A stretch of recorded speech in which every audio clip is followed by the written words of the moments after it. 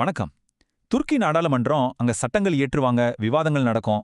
ஆனா கொஞ்ச நாளைக்கு முன்னாடி அது ஒரு குத்துச்சண்டை களமாவே மாறிடுச்சு. ஆமாங்க, சட்டமன்ற உறுப்பினர்கள் ஒருத்தருக்கு ஒருத்தர் அடிச்சுக்கிட்டாங்க. இந்த பகுப்பாய்வுல இந்த ஒரு அசாதாரணமான சம்பவம் ஏன் எப்படி நடந்துச்சுன்னு நம்ம விரிவாக பார்க்க போறோம். பாருங்க, நாடாளுமன்றத்தோட ஒரு நாள் பொதுவா இப்படிதானே ஆரம்பிக்கும். ரொம்ப அமைதியா, மரியாதையா, இல்லையா? ஆனா பாருங்க, அந்த அமைதி கொஞ்ச நேரம் கூட நீடிக்கல. சட்டம் இயற்ற வேண்டிய அந்த சபை ஒரு போர்க்களமா மாறிப்போச்சு. யோசிச்சு பாருங்க, ஒரு மந்திரி நியமனம் அது எப்படி ஒரு பெரிய அடிதடிக்கு காரணமா இருக்க முடியும்? வாங்க இதுக்குள்ள என்ன இருக்குன்னு கொஞ்சம் ஆழமா பாப்போம். சரி, முதல்ல அன்னைக்கு நாடாளுமன்றத்துல நிஜமாவே என்னதான் நடந்துச்சு? ஸ்டெப் பை ஸ்டெப்பா பார்க்கலாம். எல்லாம் ஆரம்பிச்சது பிப்ரவரி 11, 2026ல. துருக்கியோட தலைநகரா அங்காரால பார்லமெண்ட் கூடுச்சு. அப்போ ஆளுங்க கட்சியான ஏகே கட்சிக்கும் முக்கிய எதிர்க்கட்சியான சிஹெச்பிக்கும் நடுவுல வாக்குவாதம் ஆரம்பிச்சது.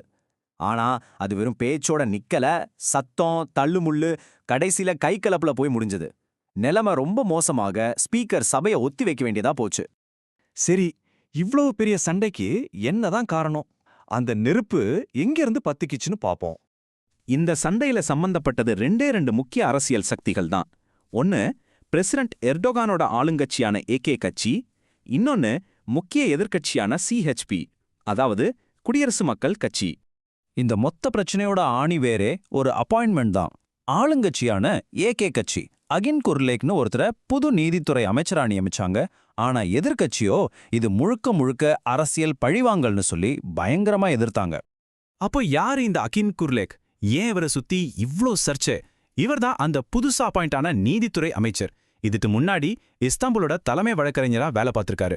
எதிர்க்கட்சிகள் ஏன் இவரை இவ்வளவு கடுமையா எதிர்க்கணும்? அதுக்கு காரணம் அவரோட கடந்த காலம்தான். எதிர்க்கட்சியோட குற்றச்சாட்டு ரொம்ப சிம்பிள். குர்லேக் இஸ்தான்புல் தலைமை வழக்கறிஞர் இருந்தப்போ எதிர்க்கட்சி தலைவர்களை குறி வச்சு அவங்க மேல வேணும்னே சட்ட நடவடிக்கைகள் எடுத்தாரு, விசாரணை நடத்தினாருன்னு சொல்றாங்க. பார்லிமெண்ட்ல டென்ஷன் கொஞ்சம் கொஞ்சமா ஏறிச்சு. முதல்ல அகின் குர்லேக் பதவி பிரமாணம் எடுக்க ரெடியானாரு. அப்போ எதிர்க்கட்சி உறுப்பினர்கள் சத்தம் போட்டு அதை தடுக்க முயற்சி பண்ணாங்க. அந்த வார்த்தை மோதல் தான் அடுத்த சில நிமிஷத்திலேயே கைகலப்பா வெடிச்சது. இவ்ளோ சண்டை, கூச்சல், அடிதடி, இதுக்கெல்லாம் அப்புறம் என்னாச்சு? ஆளுங்கட்சி உறுப்பினர்களோட பாதுகாப்பு வளையத்துக்கு நடுவுல அகின் குர்லேக் நீதித்துறை அமைச்சரா பதவியேத்துக்கிட்டாரு. ஆனா பாருங்க, இந்த ஒரு சம்பவம் இது ஒரு பெரிய பனிமலையோட நுனி மட்டும்தான். துருக்கி அரசியல்ல எவ்வளவு ஆழமான பிளவு இருக்குங்கிறத இது நமக்கு அப்பட்டமா காட்டுது. அதனால இதை ஏதோ அன்னைக்கு ஒரு நாள் நடந்த சண்டைன்னு மட்டும் நினைச்சிடாதீங்க. இது துருக்கிய அரசியல்ல ஆளுங்கட்சிக்கும் எதிர்க்கட்சிகளுக்கும் நடுவுல நாளுக்கு நாள் விரிசல் பெருசாயிட்டே போகுது. அதோட ஒரு வெளிப்பாடு தான் இது. இந்த அடிதடி பார்க்க அதிர்ச்சியா இருந்தாலும் துருக்கி நாடாளுமன்றத்துக்கு இது ஒன்றும் புதுசில்ல. இதுக்கு முன்னாடியும் ரொம்ப சூடான பட்ஜெட் விவாதங்கள் அப்போ முக்கியமான ஓட்டெடுப்பு நடக்கும்போதெல்லாம் இந்த மாதிரி கைகலப்பு நடந்திருக்கு. அங்க விவாதம் கொஞ்சம் சூடானா போதும், உடனே கைகலப்புல தான் போய் முடியுது. சரி, இதனால என்ன பாதிப்பு? இந்த மாதிரி சம்பவங்கள் நமக்கு என்ன சொல்ல வருது? இந்த ஒரு அப்பாயின்மெண்ட் சண்டை துருக்கியோட ரெண்டு பெரிய பிரச்சனைகளை வெளிக்கொண்டு வந்திருக்கு. ஒன்னு நீதித்துறையோட சுதந்திரம், இன்னொன்னு அரசியலமைப்புல செய்ய வேண்டிய மாற்றங்கள்.